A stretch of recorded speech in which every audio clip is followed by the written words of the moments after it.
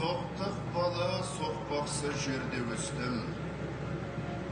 Мың мен жалғыз алыстым. Кінә қойма.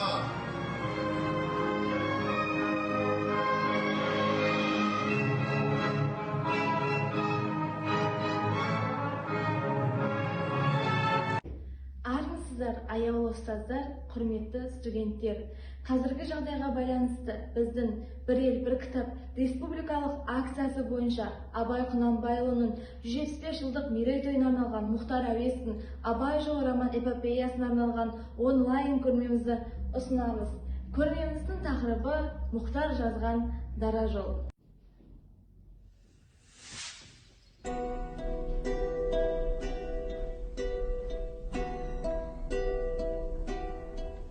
Абай жолы роман-эпопеясы Мұхтар Әуезовтің әлемге әйгілі тарихи романдар топтамасы. Қазақтың тұңғыш эпопеясы. Алғашқысында Абай жолы роман-эпопеясын Телғара деп атап, 3 томдық шығарма ретінде жазып шығармақшы болған. Алайда кейіннен шығарманың мөлшері кеңейіп, Абай жолы роман-эпопеясы аталып, 4 томдық шығарма ретінде жазылып шығарылады. Олай болса, мен сіздерді 4 томдық Абай жолы роман-эпопея шығармасымен таныстырып өтейін. Ең бірінші кезекте бізде Мұхтар Әуезовтің Абай жолы романының бірінші томы. Бірінші томы 1942 жылы жарық көрген. Және де бұл том 7 бөлім 380 беттен құралады. Әр бөлімінде жас Абайдың қаладан далаға, даладан ауылын қатты сағынып, Абайдың жастық романтикасына негізделіп жазылып шығады. Келесі кезекте бізде Абай жолы романының екінші томы. Екінші томына тоқталатын болсақ, 1947 жылы жарық көрген екінші томы 8 бөлім және де 430 беттен құралады. Әр бөлімінде Абайдың ойшылдыққа, ақындыққа, бетбұрысменен және де халық арасындағы тартысы жайында жазылып өтіледі. Келесі кезекте бізден жалғастыратын болсақ, Абай жолы романының үшінші томы. Үшінші томына тоқталатын болсақ, үшінші томы 1952 жылы жарық көрген. Сонымен қатар бұл томның әр қайсысы 6 бөлім 384 беттен құралады. Әр бөлімінде жас Абайдың өзінің туған халқымен табысуын, қауышуын, халқына деген махаббаты жайында айтылып өтіледі. Келесі кезекке тоқталатын болсақ, бізде соңғы бөлім Абай жолы роман-эпопеясының 4-ші томы. 4-ші томы 1926 жылы жарық көреді. Және бұл том 8 бөлім 390 беттен құралады. Бұл жерде Абай жолының халыққа таралуын, далаға таралуын, сонымен қатар қоғамдық үлкен күшке айналуы жайында жазылады. Эпопеяның Абай атанған алғашқы 2 кітабына 1949 жылы КСРО мемлекеттік сыйлығы, ал Абай жолының тұтас 4 томына Лениндік сыйлық 1959 жылы берілді. Абай жолы арқылы қазіргі қазақ прозасы күллі дүние жүзі әдеби классиканың шырқау шыңына шықты.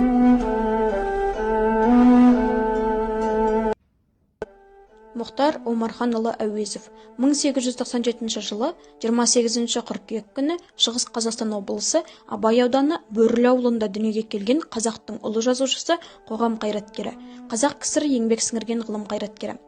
Мұхтар Әуезов өмірбаяны Қазақстан энциклопедиясының 2-ші томдығынан, Қазақстан энциклопедиясы ұлттық энциклопедия баспасынан 1999 жылы басылып шығарылған 10 томдық энциклопедия болып табылады. Бұл 2-ші томдық. 5-ші беттен 16-ші бетке дейінгі аралықта Мұхтар Әуезов жайлы толық ақпарат беріліп өтілген. 1908 жылы Камалетдин Хазіретіден сауатын ашады. 1924-25 жылдары Семей қалалық мұғалімдер институтында мұғалім болып қызмет етеді. Таң журналында қызмет етеді. 1928 жылы Ташкенттегі Орта Азия университетінің аспирантурасына түседі. Шолпан, Сана журналдарында қызмет етеді. 1930 жылы 16 қыркүйекте тұтқындалып, 1961 жылы өмірден озып, Алматыда жерленеді.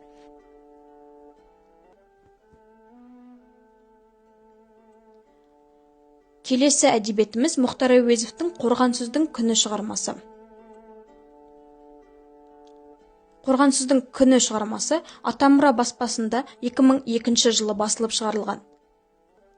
Қорғансыздың күні әңгімесінде байырғы қазақ ауылындағы кедейлер өмірінің көрінісін, бейшара қорғансыз жандардың тұрмыс тіршілігіндегі жан түршігерлік азап пен ауыртпашылықты әсерлі баяндайды. Жазушы өмір шындығын, заман сипатын шебер әңгімелеп жеткізеді.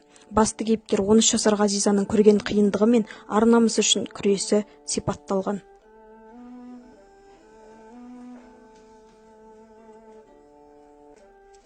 Абай жолын оқымаған қазақ емес дегенді жиі еститін шығарсыз. Сіңізге батпаған, әлі оқуға уақыт таппаған бүгін сан Абай жолы болмақ. 26 тарау, 4 кітап, 2 эпилог, 200 кейіпкерден тұратын бүгінгі Абай жолын сіздерге ұсынатын боламыз. Бұлай болса, Абай жолының бірінші тобына тоқталатын болсақ.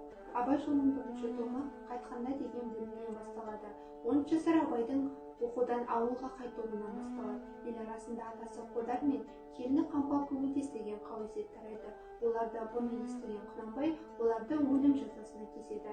Ал бұны көрген бала Абай қатталып қалады. Сол кезде елге нағыз серлер Барлас пен Байкөкше қонаққа келеді.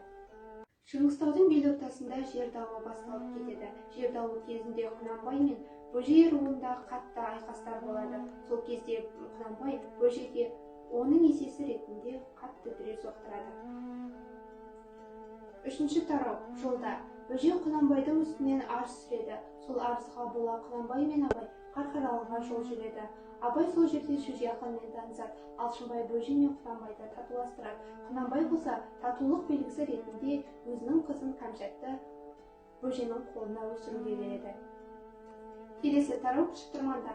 Абай жер дауы, ел мәселесіне араласа бастайды. Осы кезде алғашқы махаббаты Тоғжанды кездестіреді.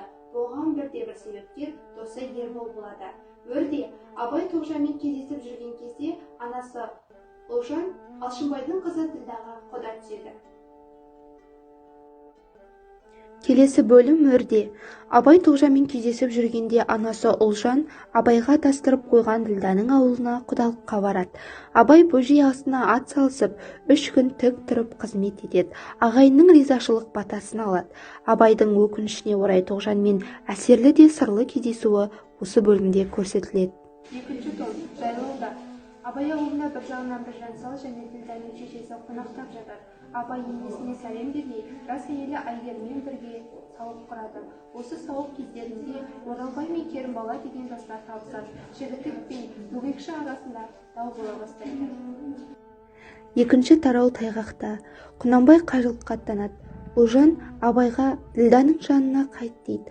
Бірақ Абай мен Ербол Байшураның Бөкей ауылына барып, болашақ Айгерім Шүкманды кездестіреді. Екеуі табысады. Ұлжан Абайдың екінші әйел алуына қарсы болады. Келесі тарау еңісте. 4 жыл қажылықтан Құнанбай оралған кез. Тәкежанның баласы Мақұлбай қайтыс болады. Абайдың інісі Оспан Құнанбайдың жас тоқалы Нұрғалым Абайдың досы Базаралымен көңілдес деген сыбысқа сеніп, тоқал шешесімен біраз тіреседі.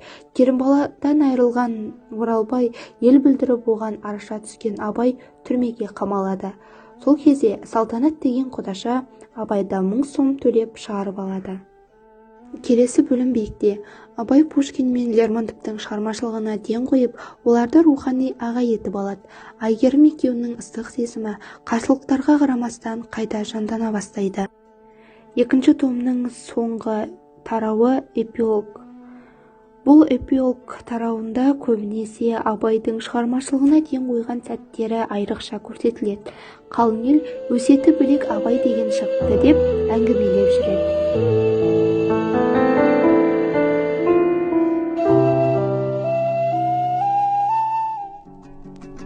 Абайдың дүниеге келуі турасында ел аузынан жеткен ең көне әңгімелердің бірі Абай туарда әкесі Құнанбайдың түс көруі. Құнанбайдың түсіне 18 ғасырда өмір сүрген Тобықты руынан шыққан қазақтың кемеңгер биі Әнет баба кіріп, Ибрахим деп қана пайғамбардың атын атап аян беріп ғайып болады.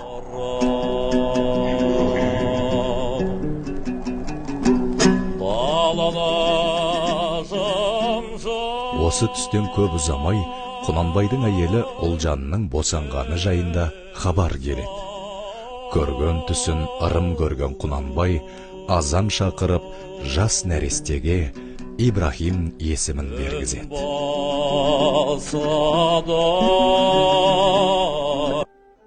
Абай жолы роман-эпопеясының 3-ші және 4-ші томын таныстыратын боламын.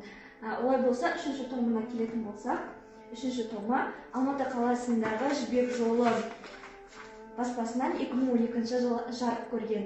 Бұл томда барлығы 6 бөлім қарастырылады.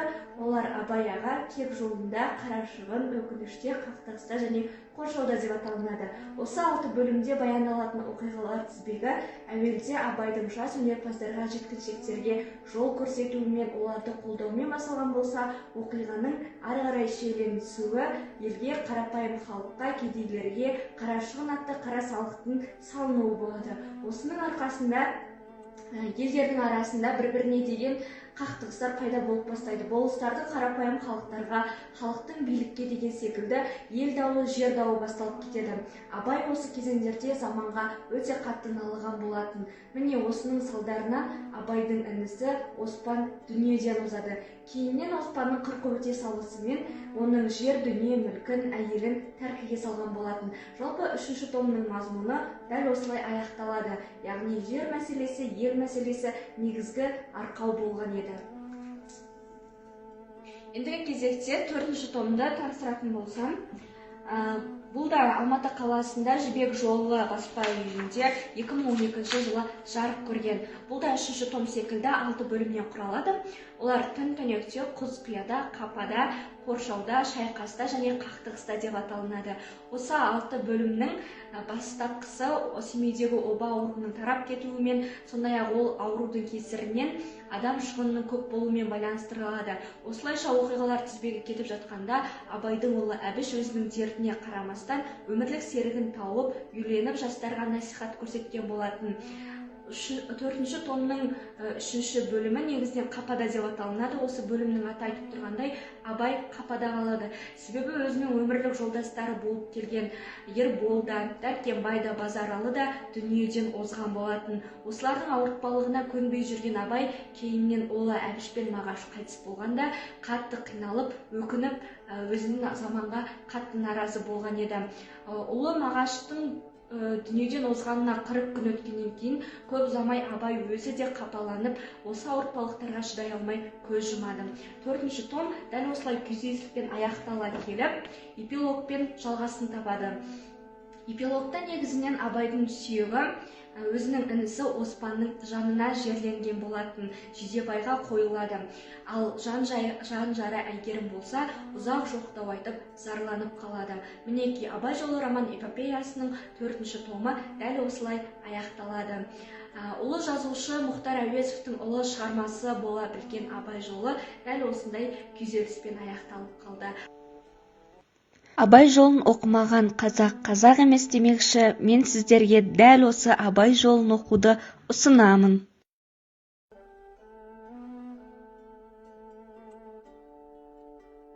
Таныстыратын кітабым ерекше, онда 17 мыңнан астам сөз бар. Оны жазуға автордың 30 жыл уақыты кеткен, 17 жыл толассыз ізденіп, 12 жыл тапжылмай отырып жазып шыққан. Тағы бір қызығы, кітаптың мәтінін автор түгелдей қолмен жазып, машинкаға бірнеше рет бастырған. Ал атақты француз жазушысы Луи Арагон 20 ғасырдың ең үздік шығармасы деп бағалаған. Абай жолы романын 10-15 рет оқыдым.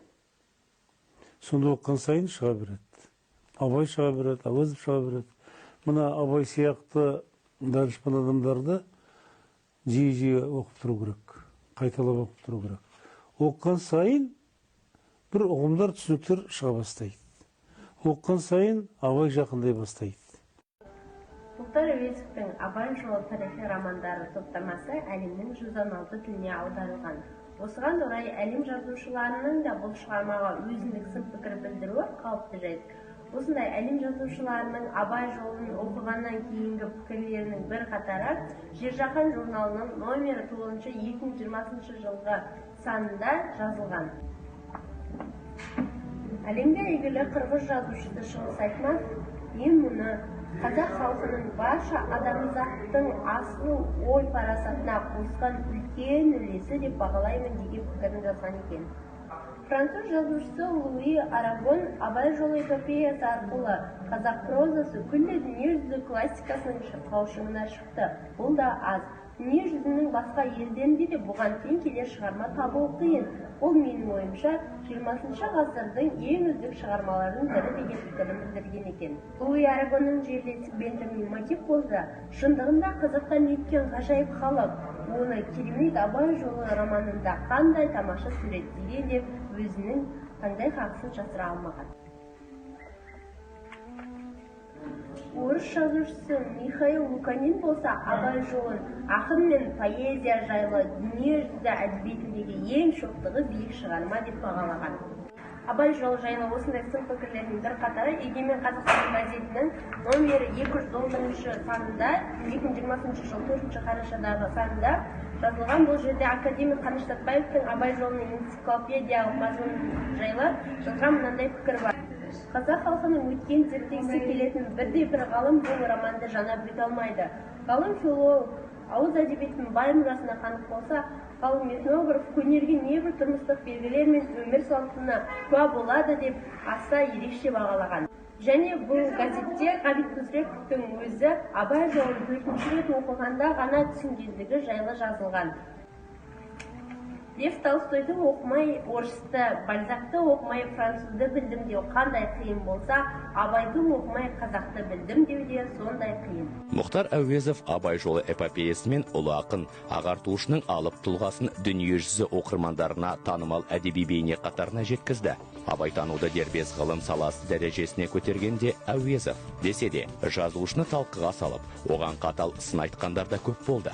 Олар негізінен Абайдың бай баласы екенін тілге тиек етіп, баяғы өткен тарихты қозғайтын роман деп түсінбеді. Абай жолына ең әділ бағаны беріп, талдап мақала жазған Ғабит Мүсірепов болды. Мұхтардың Абайына шын мағынасында сын айтуға менде жүрексінемін. Абай романын неше рет қайталап оқысам, сонша әрдайым жаңа бір ой, жаңа бір көркемдік, бұрын оқығанда байқамай кеткен тереңдік табам, деп дер кезінде ең тұжырымды пікір айтты. Осылайша дана Абайдың образы 4 томдық Абай жолы роман эпопеясында сомдалып шығады. Осымен сабақ өзінің соңына жетті.